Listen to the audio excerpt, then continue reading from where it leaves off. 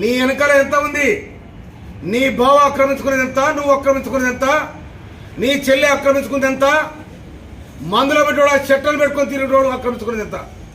తెలంగాణ రాకముందు మీ ఆస్తులని, తెలంగాణ వచ్చాక మీ ఆస్తులని. నీ కొడుకు పేరు 30 ఎకరాల ఉంది, ఏడకొచ్చింది. ఆ పిల్లగారి వయసు ఎంత? ఈ విధంగా 10 సంవత్సరాలుగా తెలంగాణను దోసుకొని దొంగలైన మీరు. అందుకే ప్రజలు కర్ర కాసి వాత పెడితే ఆ వాతలు ఇంకా మాంతలేవు.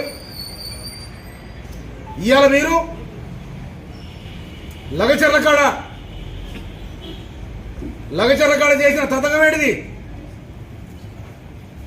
మీ కుట్రలు కుతంత్రాలు ఇక జల్లవు. మీరు గట్టిగా చేసి ఏదో చేస్తే ముఖ్యమంత్రి మీద మేము సవాల్ చేయొచ్చు అనుకుంటున్నాం, కానీ నీ సవాల్ స్వీకరించడానికి తెలంగాణ ప్రజానికం సిద్ధంగా లేరు.